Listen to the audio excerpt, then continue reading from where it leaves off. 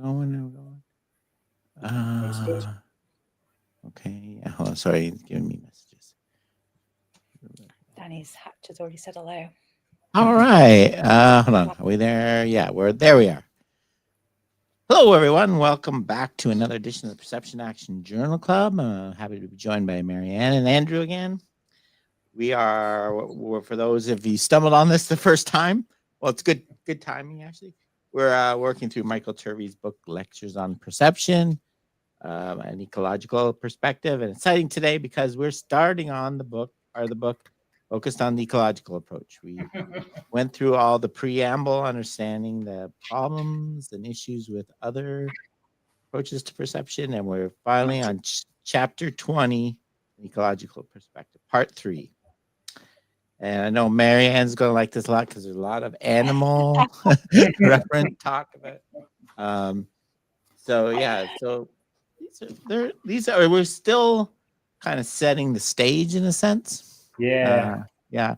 I was expecting, if you're expecting like a full discussion of affordances, it's not happening yet. It's kind Not yet. It was still like rationalizing. Yeah.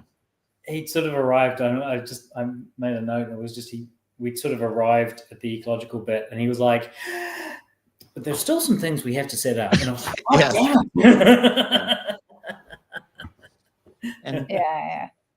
But he's right, unfortunately. Yeah. I think they're important points. Chapter 20, the basic message for me is, if we're going to have a system of perception and action, shouldn't it explain how all things that perceive and act work, right? Yeah. Right? Namely, all animals, all from bacteria up to us. Yeah, I'm sure Marianne loves that idea. Yeah. But it's funny. That's me. Yeah, go ahead, Andrew. It's funny to he makes the point, and obviously we've been working our way through the book and everything, but every single theory we've encountered so far, not a single one of them has really paid any attention to anything other than human beings at all. Mm-hmm. And the only time other animals ever come up is that they are different from us. Mm-hmm. And that's Descartes. There's your dual, they're just animals, right? And then people are only interested in us, and it's because in the Cartesian sense, we're the ones that have this. What is it? The third grade of sense, right? We're the ones that actually know what's going on, and that's the interesting bit. Everything else is easy. And it's like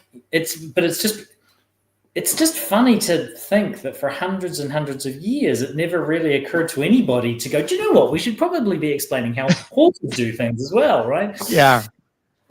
Yeah, it is a weird perspective. This is something that, I was lucky when I was an undergrad. I was at Queen's University. I had an instructor, and I worked in the lab with Barry Frost, who passed away. Right. So he studied animals, perception stuff.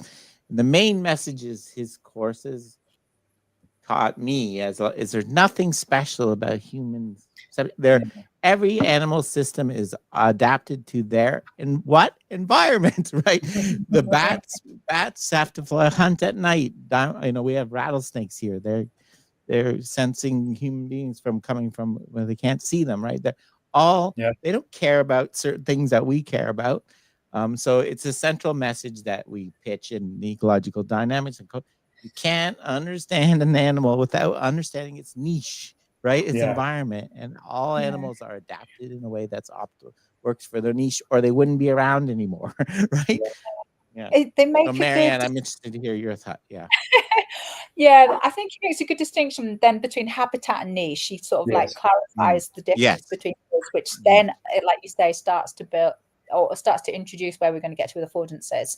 So the habitat is where they are, and the niche is how they are within that environment. And then the other thing I think that was really nice in that, he talks about, if we want to understand how something works, we need to understand how it arose. Where did it come from and how did it arise? Which gives us that, again, those links.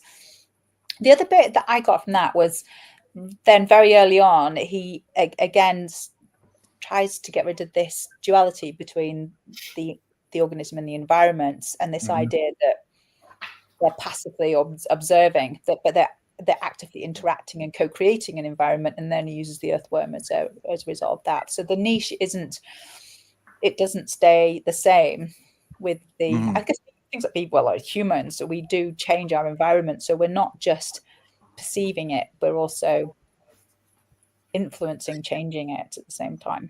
Yeah, but also the interesting thing about the earthworm example in the lecture 21 is what it means to be a successful earthworm is distributed across the worm and the soil. Yeah, yes, that's what I mean. Distributed. Yeah, so it's not just in the. Yeah, like you can't be a successful earthworm. There's actually no such thing as a successful earthworm. There's only a successful earthworm soil system. Yeah, and that's how it works. And that's it's funny. It's one of those things. As an ecological psychologist, I've been quite happy with this idea, but it's fun just to stop and remember it because it's a slightly wacky and radical way of looking at things. And it's fun to be reminded that that's the lens, right? The lens is the organism environment system, and what it means for that to be the lens is just it's complete. It's a utterly different place to stand than the rest of the book, right? Other organisms, for most organisms, other organisms are part of that system as well. Hence, absolutely. Sizes and the niches that they end up inhabiting are created by other organisms in that environment. So it's not just a physical environment, but it's also all the other organisms. And then we get these scales because of what that means. Like he says, you can eat things that stay still like grass, but you can't have one animal eating another if, that starts to then constrain the development of those organisms. So it's funny. This, just while you were talking, I was being reminded. So Turvey doesn't talk about the extended mind stuff. So Andy Clark and Chalmers, the extended mind sort of hypothesis. And it's funny because those guys, Andy Clark anyway, isn't an ecological type. But he is like the extended mind hypothesis is almost an example of this kind of thinking. Mm-hmm. And I was thinking about two things. One is that one of the things I always found frustrating with Andy is that he never took it all the way through to Gibson, which was where I always, because of my background, that's where I was always kind of expecting him to go. And he can't take that step. And the other thing I was thinking about was the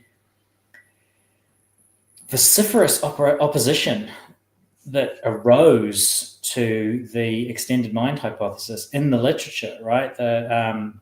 Ken Aizawa and Fred Adams, I think they went, like the arguments went bananas, like the pushback on, well, organisms can be coupled to their environment, but the environment doesn't constitute anything to do with the organism, right? Mm-hmm. And so that distinction became really important, and everybody got really weird about that.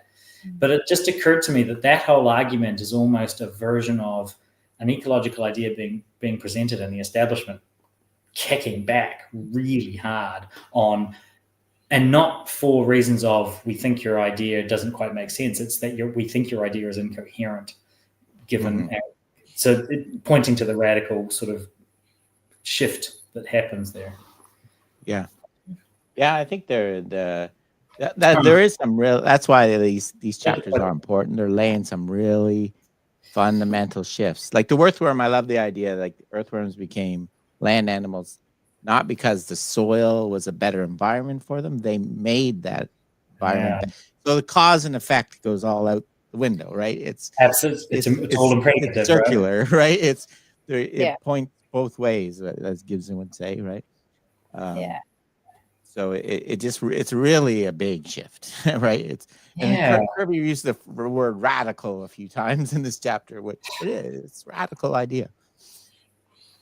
Yeah, and then he gets into, which I found it would be interesting what you two think. If I've got it right, he's saying actually agency is almost underpinned by the second rule of thermodynamics because it's all around entropy, and getting your head around the fact that it seems to be negentropic to get bigger animals, but it's not. And then he talks about the fact that the earthworm making the soil rich supports entropy actually on a global scale because it means that other organisms can then,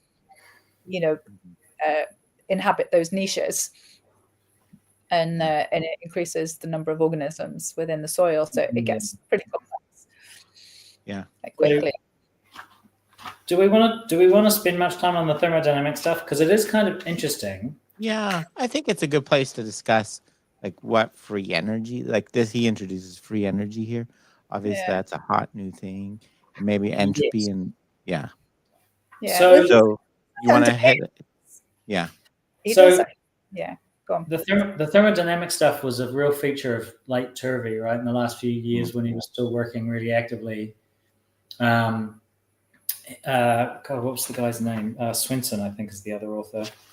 They did a bunch of work together, and Turvey was really trying to find a way to make it so that perception and action was an inevitable consequence of the laws of thermodynamics, effectively, right? Like that was his big aim, but like that was a big swing, right? And because he wants, but it's interesting. He frames it in an interesting way in the Barriers to Ecological Realism, that like this approach to why perception action systems exist and why there are so many of them is all about what he's trying to do. Is he's trying to dissolve a dualism, because as soon as you've got a dualism in your theory, you're screwed. And all the other theories basically have a dualism lurking at the heart of them, and that's why you have to have loans of intelligence and all the other disastrous things that you simply cannot get around. So it's an example of trying to naturalize, mental things, right? Things that's trying to move, and it's one particular way of going about doing that naturalization, though. It's not the only way, but it's the way Turvey chose to do it. And not everybody in the ecological community is all on board with this, right? Not everybody thinks it's going to be, or at the very least, not everybody thinks it's going to be the comprehensive solution to everything. So Jelle Brunenberg and colleagues had a paper out a couple of years ago about pluralism in ecological approaches, and they talk a little bit about Turvey's physical approach, but they also make They also then talk about more Chimero/Withagen's more biological approach, and then the more heft social approach. And they draw distinctions between those three projects, right? And but we're in Turvey's book, so he's not talking about any of those other ones. He's going to think that they're all subsumed by his project. It's just worth noting, I guess, that not everyone's fully committed to that. However, it always struck me as an interesting project and an interesting sort of idea. Yeah, I think it's interesting. I think it's also kind of a way to explain order. Like he's trying to understand what, like the traditional theory of natural selection, right? It's trying to, that the idea is that there's genetic mutation causes different species. If that's advantageous over time, that species will survive, and that's how it, that's some people, he's trying to provide more, that there's a self-organizing process almost that's going on, and integrate more direction to that. It's not purely just random. And like natural selection works as soon as you've got the basic elements of natural selection, but why do you have those basic elements of natural selection to work on? He's just noting that there's still a why question there that evolution isn't the answer to, but that the answer to it is evolution, right? So then the question is, what is that? And for him, it's thermodynamics. Is it because when he's talking about the fact that it isn't just the fact that there might be some, I don't know, mutation that just happen chance gives an advantage to a particular individual, particular species, but that might be the case, but they are also interacting with their environment and co-adapting and learning, and that is also multiple things. Stuart Kaufman does some really interesting stuff on this, didn't he? I think it was his thing. Kaufman's the when he talked about his I'm trying to remember the book. Yes, he has. I'm listening to one right now. Romance of Reality. Have you seen that one? So he. There's another one as well, I think. No, it's the other one I'm thinking of. About being in this world or something like that. But he's saying that there's this that there's this self-organization, it's as well as natural. There's something very different going on in these two things that are actually influencing the way in which we've changed, and that would speed up our notion of certainly moving from primordial soup into an organism. If it was just random mutations, would have taken such a long time and wouldn't end up with diversity that we have. So some of it is actually adaptation by individuals and by groups of individuals to an environment and each other, and that adaptation to each other as well.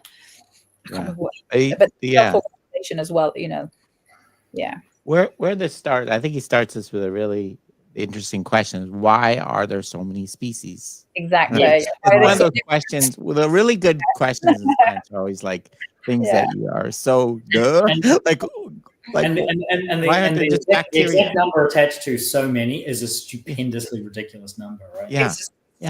Like, again, it gets back to the point of like, why just study humans? Because A, we're not the only one, not by a country mile, and B, we're not even representative, right? The average organism is probably a bacteria. But I'll ask Andrew, can you give a quick primer on thermodynamics and free energy for us? Yes. I'll ask you to do it.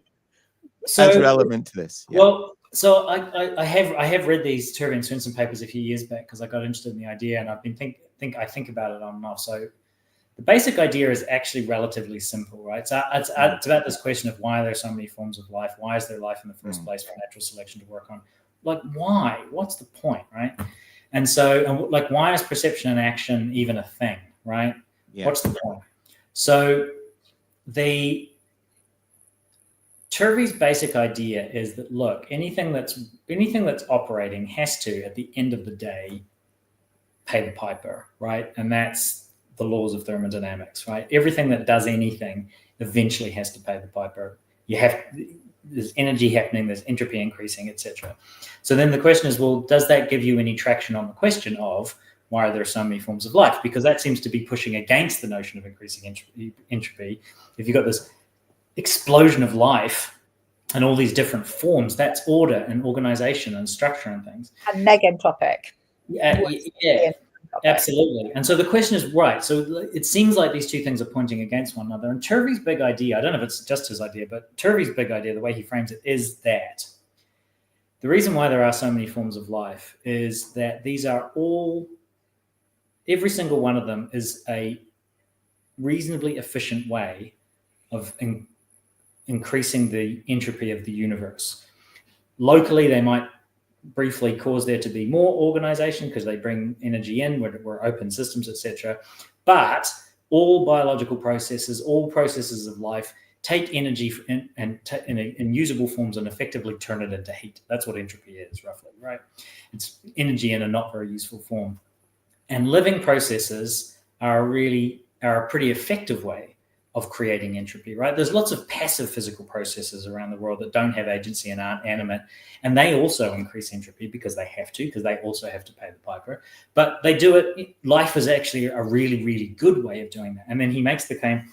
Look, there's a sentence here: order produces entropy faster than disorder, and sometimes produce it faster than other kinds of order. So life is just a form of order that produces entropy faster than other kinds. And so it's going to be the kind of thing that as soon as you get some, it's going to be favored almost in an evolutionary kind of sense, right?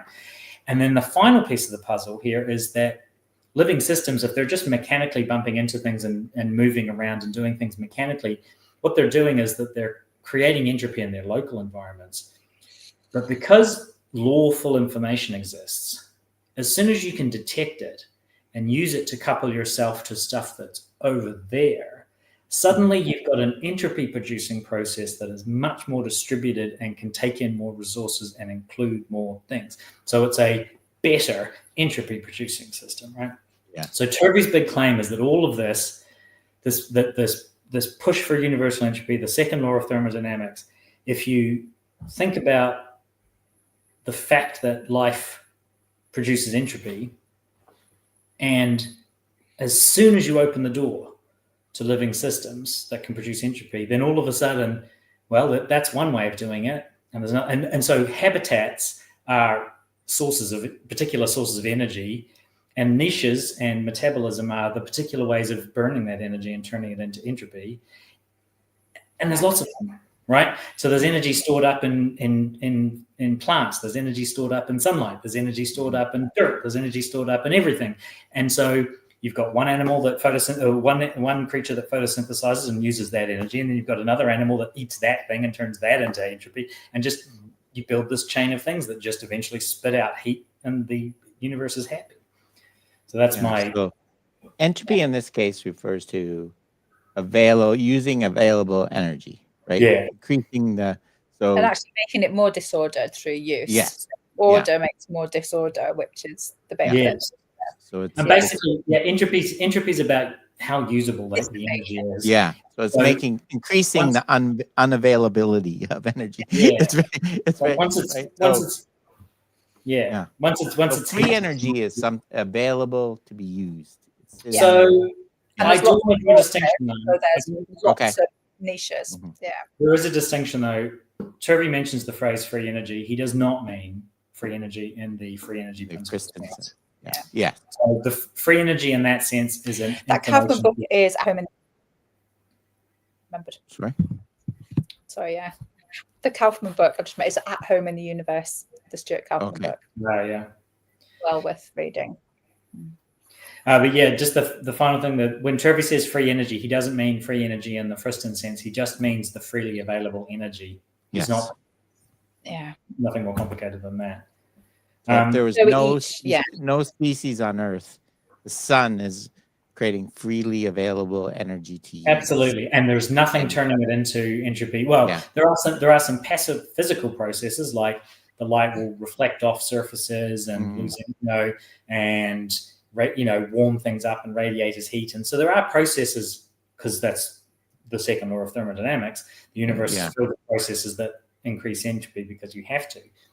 But if you're a living system, you can channel that energy into entropy in all kinds of efficient and interesting ways that are unavailable to rocks and other things. So the law of thermodynamics is systems are going to evolve to use up that available energy. Basically. Yeah. I'm trying to do the simplest. I know I'm oversimplifying, but if that energy's there, then something living will eventually adapt to be able to use it, for that to become part of their niche. And then you get things like, the earthworm, so the earthworm builds its little entropy producing niche. And as a result of that activity, it fertilizes the soil, which creates other opportunities for other organisms to come along and do their entropy producing things. Yeah. And so that's the other reason why there's so many forms of life, is that life begets life, right? When you have some life that does a thing that creates opportunities for something else to come along to take advantage of a new way of producing entropy, and then that constellation produces opportunities. And so that's why, that's why you get these explosions, right? Why the system is the other animals and the environment, and not just an individual. It's always struck me as a really ambitious hypothesis that's really pitching at a grand theory of life, the universe, and everything, right? But it's always struck me, it feels like it's at least on the right track, even though the answer is actually going to probably be more complicated than it's currently worked out. It's always smelled right to me, right, as an idea. Yeah, I think it's more satisfying than like what you were talking about, like we were talking about natural selection being purely random. Absolutely. There's some self-organizing process driving this. It's more satisfying to me, even though it's a very complicated one. But in some ways, it's self-organization under constraints, where the primary constraint is entropy, right? Yeah, it's the same theory. Yep. And that's on. I mean, time's a factor here, right? So I'm doing a lot of things where I'm increasing my local entropy because I can, and there's energy coming into the system, and the local entropy is increasing. But on the longer time scale, all of this activity is increasing the entropy of the universe. And so time's a factor in here as well.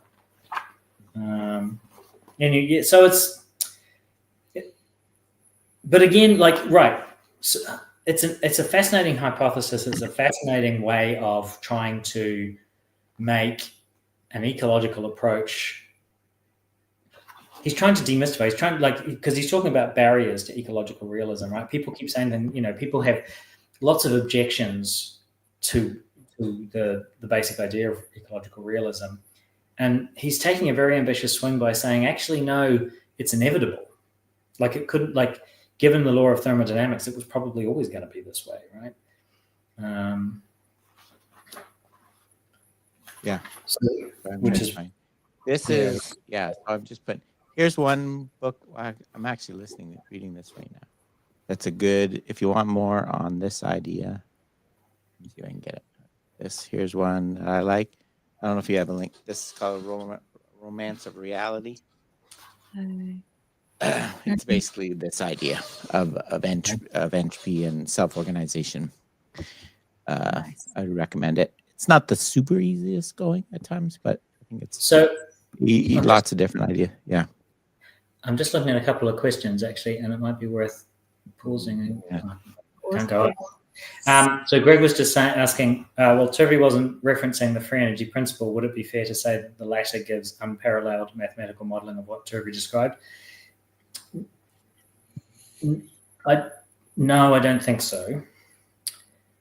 Well, as I understand it, it might be heading in that direction because it is kind of turning into it's turning into a theory of self-organized physical systems as opposed to a way of thinking about perception and action. It's really separating itself from its psychological roots and trying to be a physical theory. And so it might end up, actually I hadn't thought about this, it might end up in that way. But the main flavors of free energy principle that show up in psychological contexts are it's Bayesian modeling. That's kind of it's a Bayesian approach, really. Yeah, it's based on expectation, right? Yeah, free energy is difference between what you expected and what occurs. Yeah, and that's the free energy there is an information theoretic term, and information theory is great and fun, but we've already identified it lives psychologically as a theory applied psychologically. It lives in Cartesian research, right? And Turvey even takes a specific swing at Bayes at the end of the second chapter that we're going today. Bayes' theory is great if you want to do inference, but it's massively underconstrained. There's no principled way to from it's the old problem, right? How do you build your prior probability distribution, right? What's the principled reason why you have the prior probability distribution that you have? Given that, for any given situation, how do you know which prior probability to apply? And so on, right? Mm-hmm. So the answer is I don't think the free energy principle is implementing anything that Turvey would recognize. Whether or not it could, because the mathematical framework of the FEP is pretty sophisticated, done in the service of the ecological approach, which some people think is a good idea. It might, but I don't know that anybody's explicitly tried to connect it to the Turvey and Swinson stuff. Yeah. It seems like the basic definition of what free energy is consistent with ecological.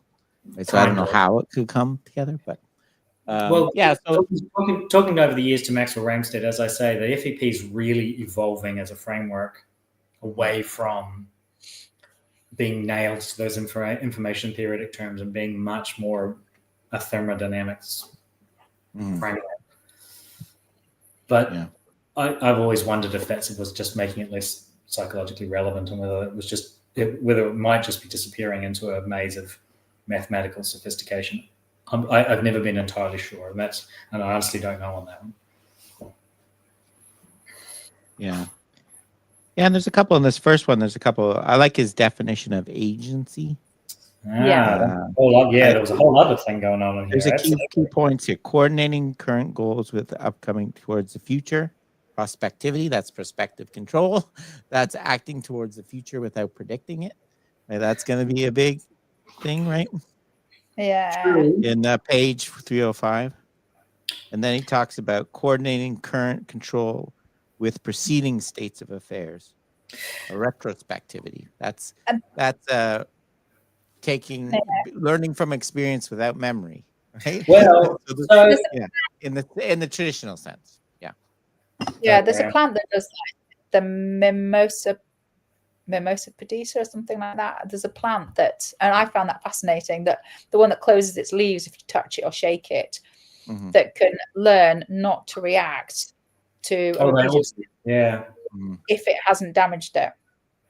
And so there you've got, I mean, that hasn't even got a brain of any, it's a plant. So there you have a perceiving, acting organism that is able to learn from experience and change its behavior. So that's one that always blew my mind. So that made me think about that, even his earthworm. Well, so this is a really important point. I'm going to step back a little, Rob, because you were saying he's defining agency, right? So on page 305, he's got these three things that agency requires, and one of them is prospectivity, and one of them is retrospectivity. I don't think at this point he's nailing himself to anything. He's simply saying that there has to be something like coordinating yourself with respect to future events, and that's prospectivity. I think he's referring to that in a fairly theoretically neutral term at the moment, because actually you've got that. Think about the paper we wrote, which we have to get back to, right, at some point. And but everybody's okay with the idea that you have to organize your behavior with respect to things that are coming up, but there's two different ways of doing it, right? Prediction and prospective control. So the prospectivity here isn't prospective control in the ecological sense. Prospective control in the ecological sense is one way to do prospectivity. Okay. Yeah. Is the way I read that, right? And then it doesn't mention it, but prediction is another way to do prospectivity. And then they come from different camps and have all the associated issues, right? And then the same with retrospectivity is that one way to do retrospectivity is memory. Yeah. And then the question is there an ecological way? Is there another way to do retrospectivity that's the equivalent of prospective control? Yeah. And Marianne was pointing to some work on the beginning on that. But so I just thought it was interesting. He was kind of saying what's required for agency. He isn't yet saying how it happens. Ecological approach. So in your mind, he's just saying for an organism to survive, it has to learn from its history and anticipate the future. In very broad terms. Yes. And exactly how that works, we don't currently know yet. That makes sense. We're going to get there as soon as I don't think many people would argue that. Yeah. Well, but that's the point, right? I think everybody agrees that this is basically what agency is, but the question is how do you implement it, right? And we've spent all these chapters going through different attempts to implement intentional agents effectively. And the whole point is that it's just been failing over and over again for fundamentally the same reasons.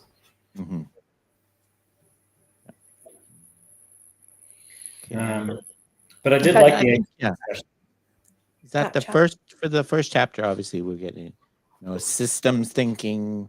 Chapter 20, taking into account the environment, some key things. What about 21? Well, it's barriers to ecological realism. He goes through a big part about reflected light. Yes. Yeah, which I think was a really interesting read.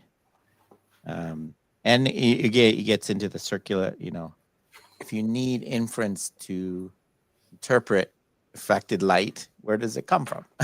Right, where does that inference come from? The other thing I got from that was almost this idea that reflected light is more complex than it's probably been perceived as beforehand, because it's reflecting lots of directions of different surfaces, and that actually what you end up with, like, no two spaces, rooms, it's a bit like the no man stands in the same river twice. Like, no thing you look at is the same.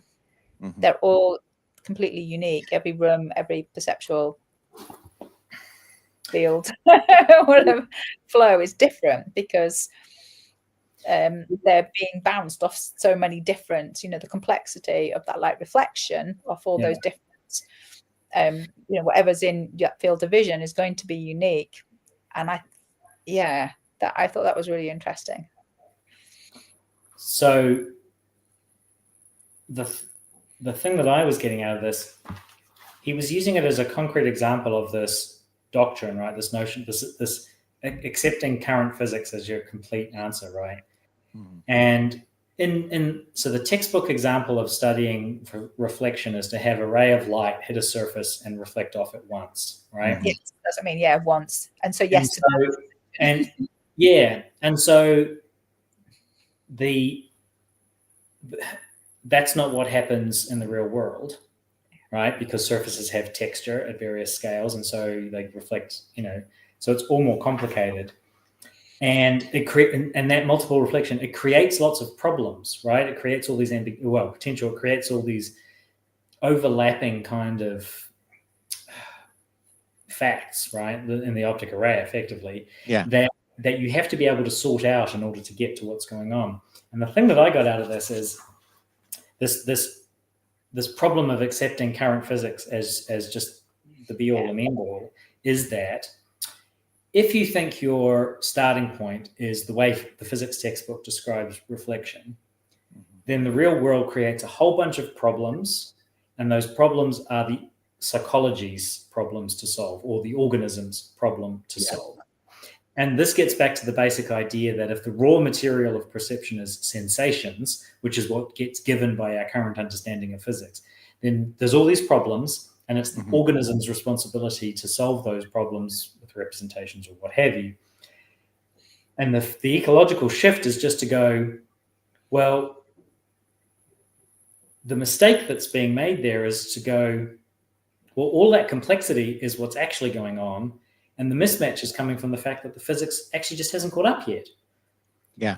So why are we taking the physics as our nail-on starting point, right? Like, so what it is all of those ambiguities and complexities are actually a problem for physicists to solve by improving the current state of the art so that it matches what's actually going on in the real world, right?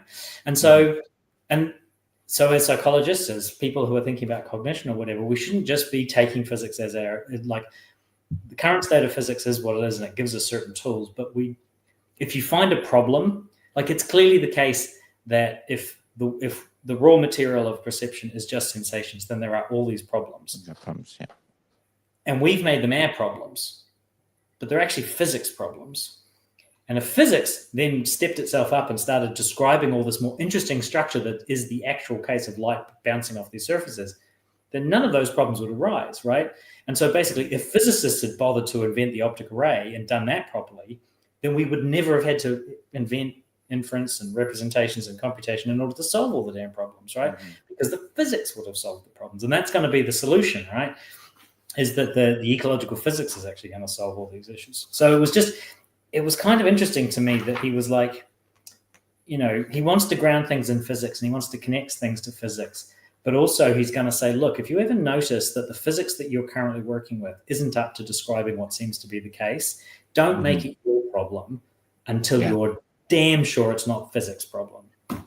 There's also technology as well, isn't it? I mean, all of these things are interlinked. There's another good book that I would highly recommend. It's James Bridle's Ways of Being. We talk about the intelligence of all sorts of different organisms, which is where I learned about the mimosa. And he's saying that as our technology increases and our understanding of physics, we are able to actually recognize what's happening and how intelligent other life forms are on this planet in the way in which they are connected to the information in their ecological niche. And it's mind-blowing, some other stuff that he covers in there. Absolutely incredible, especially fungi and some things like that. And right. Amazing, absolutely amazing. I have trees talking to. I mean, the whole it is a really, really good book. Well worth reading. But it is funny. Like, physics does learn lessons from the work done on some biological systems, right? So I guess one of the things I pulled out of this is that Turvey doesn't explicitly say this, but I think he's hinting at the fact that maybe physics should also be looking to psychology to see if there's any interesting challenges for it to be solved or any things it can learn. So like you get all these biologically inspired engineering solutions to various things, and biology, but it always tends to be like single cell stuff or really quite simple systems, right? Feingold's designing cities and stuff like that. Absolutely. Right? Transportation, So it's kind of like the biology is feeding back into the physics while the physics feeds into the biology. And it's funny that and look, if I was a physicist, I wouldn't pay that much attention to psychology either. I think we need to up our game. But that's the whole point of the ecological approach, right? Is that if we up our game, then we can actually start framing and presenting information to physicists that may go, look, that your understanding of reflection of surfaces is incomplete because it doesn't account for all the stuff that's just ubiquitous at the ecological scale, and that our perceptual systems clearly cope with in interesting kind of ways that we can demonstrate. So, give us the equations, right? Like go and model what's it called? Multiple reflection surfaces, right? And people are apparently people are working on it because they now know it's a problem. Yeah. Yeah. Every time there's a call from ecological psychologists, there must be a higher order information source. That's a call to physics. Physicists, find it for us, right? It's assuming that your brain solves it, right? Your perceptual system solves this problem. And that's people like David Lee, like that work on Tau. That's what he started from. We can avoid collisions. What is the information that's invariant across all these different? And he went out and did all the math and figured it out. Yeah. His work was still incredible, actually. His swinging room, I remember, blew my mind. Yeah. Across it. It's a real change for me in direction. Yeah, he lived in. He just passed away recently. He lived and breathed studying animals, diving birds as well as humans. So again, Eleanor Gibbs did all her affordance perception stuff on lots of animals. Yeah. Sure. Yeah. But again, looking at moving within an environment within their niche, that is what triggers. There's a little talk about kind of illusions too here. Yes. Yeah. I didn't quite understand all of that, but I used to play around with some of the pseudoscope. We used to have all these kind of stereo setups in the lab I worked in, where you can increase your interocular distance. You could do reverse images. Yeah, it was pretty fun. Jeff got the guys in the basement at Indiana to build them one once. It was wild. I used to make those stereoscopes with extra wide. But the basic, as I took it, it's a impoverished viewpoint argument, right? Yeah. You're giving person one view that we never do. We never just look at things for one. Or without thing over and over. Specifying information or whatever that source is. Yeah, that's what I took from that. But, I think all those illusion examples, again, we're just kind of trying to identify that, the perceptual system comes to some solution when presented with these scenarios. But that's not actually evidence of inference at all, because of the order of inference, right? There's actually, it's to do with the complexity of the actual, information that's being presented, right? All of these things are all manipulating information without realizing that that's what they're doing. And they think they're manipulating one thing and they're actually manipulating another, and the system's responding to the thing that's the information and not the sensations, right? And the cues. Classic philosopher, what is it? Psychologist's fallacy, right? Thinking that, William James pointed out, this is the thing we are uniquely susceptible to. It's like, I arranged my experiment, and my independent variable was I manipulated these cues and behavior changed, so they must have been responding to the cues, but no, they were actually responding to something else that varied along with those cues, and you just didn't know about it. And this is a thing that this is a trap that's psychology, because of the nature of what we study. We fall into this trap if we're not careful, right? And we fall into it all the time. And as he's saying, in order for this to work, we'd have to essentially have a model of reflection built in our head to reverse engineer. And it would have to, and everything we see would be different because it's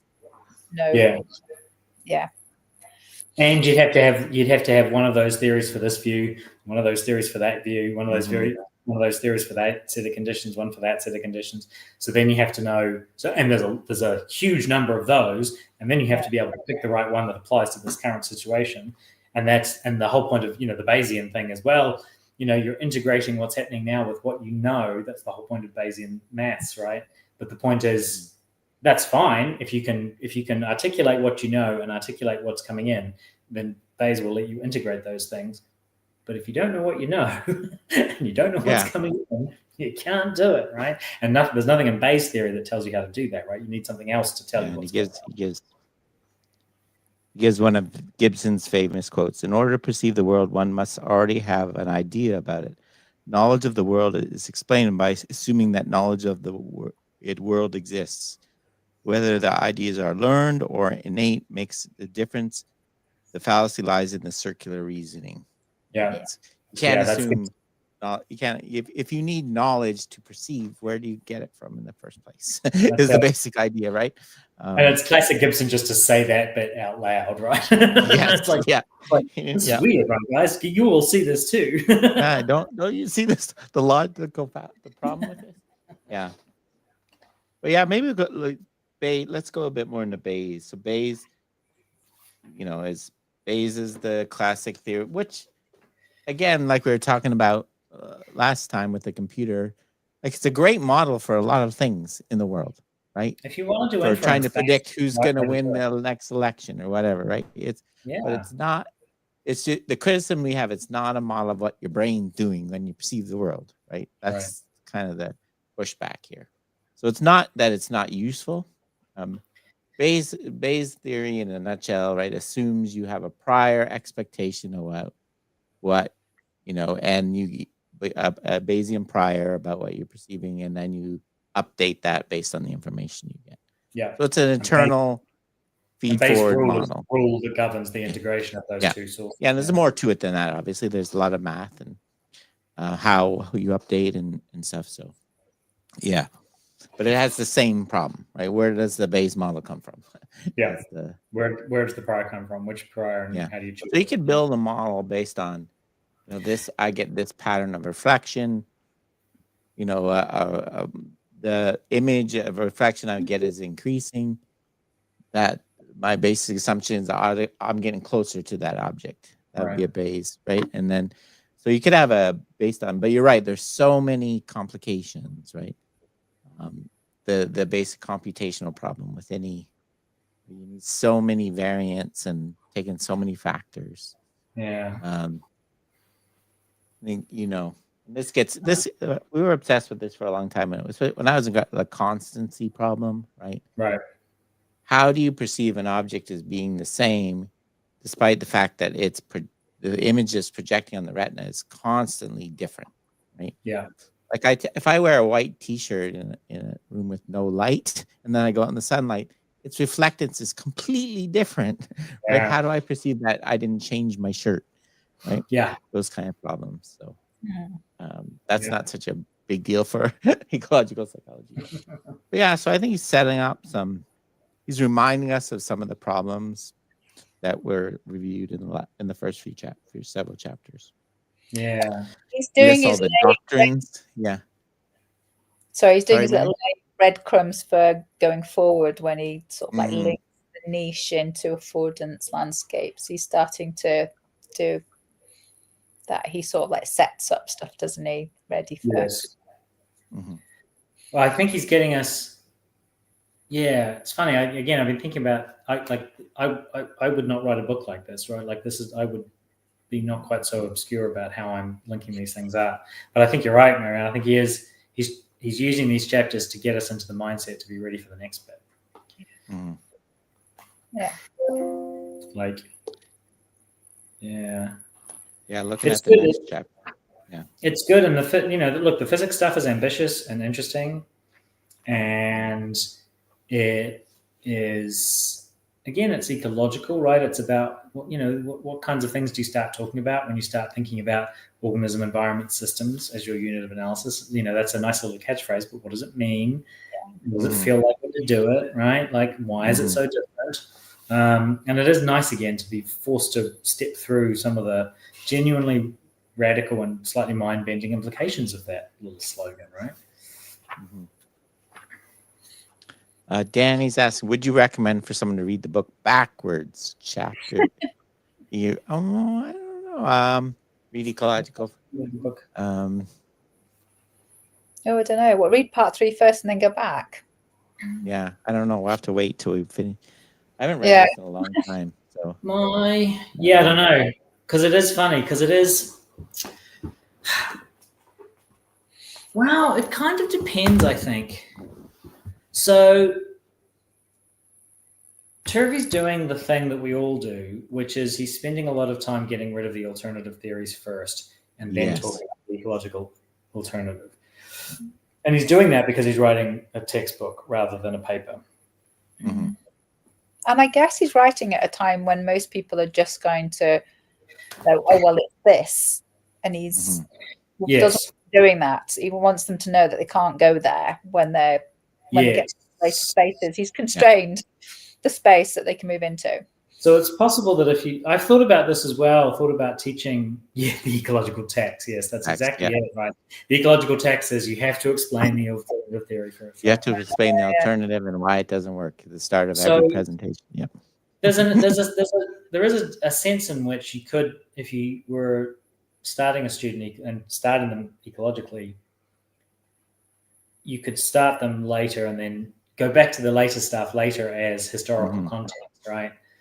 And that wouldn't be crazy. But I think at the moment, the world, and, I think it's, we've been going on for a long time, and it's still frustrating to me that we still have to do all this work but look, we live in a world where these fundamentally Cartesian research programs are alive and well and doing all the things and being very productive and shaping the way people approach all kinds of problems up to and including coaching and sports and skill acquisition.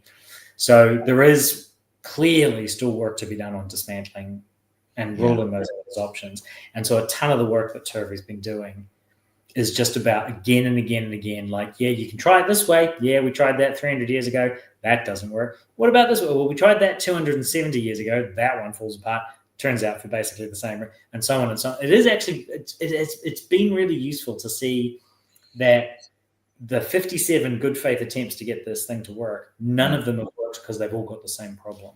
That's been quite useful, I have to say. Yeah, I found that really useful. Yeah. And Danny, I think I would probably recommend somebody read An Introduction to Ecological Psychology. Yeah, I was going to say read Jeff and Julia's first. Rather than read this one in the other. I'd start with Turvey. Don't start with Turvey. I think the problem is the reason we have this ecological tax is the same thing when I talk about theory with coaches. Having a theory of your coaching. They're like, why do I have a theory? I don't need a theory. So I have to spend a lot of time convincing them, yes, you do. It's so embedded, like the mind-bodily dualism is so embedded in our lives everywhere, right? We have to address it almost. You can't just jump into the ecological. People are like, what? Because like not being a linear cause and effect is like, it's the way we interpret the world and stuff. So it's so embedded, just like the tradition of how we learn things. It's so embedded in everything. It's very, and then you have to bring, I think he's done a great job of bringing the assumptions people had and the things they were following and why to the surface before. I think it's a pain in the ass, but and he's done it in a way that really gives them credibility of it being a good faith with the knowledge they had at the time and recognizing that. So he's been respectful, I think, and fair. In really, moving through those. I think he's done a good job there. Yeah, like I agree. I really, really smart idea. It's funny as well. I'm just thinking about structurally at a university, there's no way to kind of do it any other way, because if you have an undergraduate psychology curriculum, you couldn't just make it an ecological curriculum. You'd have to call it something like a psychology degree, because the expectation is that at the very least you get exposed to all the different ways that psychology goes about doing things, and there are many different ways in which psychology engages with its questions. So, and that's why it tends to show up at graduate level stuff. Once you start to specialize in the States, there's no taught masters over here or anything like that on it, but like in the States you get, there's as you start to specialize, you start to get into they take those graduate classes, and it's okay then to have a class that's entirely about one thing. Yeah. But even then, it'd be interesting to try to do. I do my I teach perception now. I do the same way everybody does. Here's the traditional way, then here's a few lectures on ecology. It would be interesting to try to flip it and see what happened. It's also the traditional way we talk about neuroscience and everything aligns with the information. So you'd have to teach radical embodied cognitive neuroscience first. I know. We've only just started that. Jesus. Yeah. Well, I think about this as well. I think about the broader context, like the system, the educational system in which I'm embedded. I think about trying to teach these ecological approaches. And I have colleagues doing biopsychology, and they're doing neuroscience, or they're doing, qualitative things, and so like I'm one piece of the broader system that my students interact with, and without offering basically an ecological psychology degree, like that would be cool, right? So the big thing that CESPA did was offer an ecological psychology graduate level experience, right? Yeah. So I did my PhD at Indiana, but the only reason I was an ecological psychologist at Indiana was because I worked with Jeff. Whereas if you went to CESPA for grad school, you went to do an ecological psychology course, right? Whereas at IU there was 57 different kinds of doing psychology. But imagine an ecological psychology undergraduate curriculum. Undergraduate, yeah. That'd be interesting. Oh, that'd be wild. Yeah. I don't think I'd love to be. Yeah. Maybe 10 years time. Look, if there's any weirdo billionaires out there who really want to build their own university, come talk to me.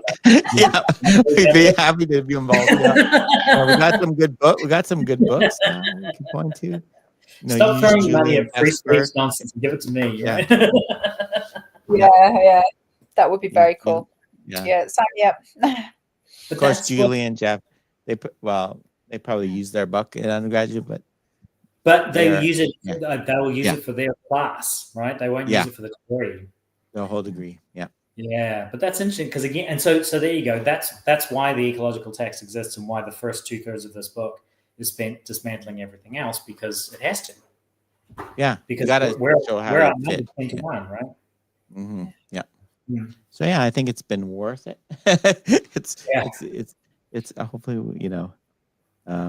looks like next chapter we're going to get into some ontology and get into control. So some optics coming out. Yeah. I haven't looked at the next ones. Yeah. We're getting more. We're going to get more into the nitty-gritty of ecological approach, but yeah, the ecological optics primer chapter looks quite long. Yes.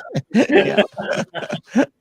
It might not get any easier, but give us a few weeks to read that one, maybe. Yeah. Yeah, those two were relatively short, weren't they? I was like, oh, I finished it already. Yeah. That's what's nice about working in these kind of groups and with you guys. Like we can start, like I always say, I picked a side, now I'm gonna dig deeper into it.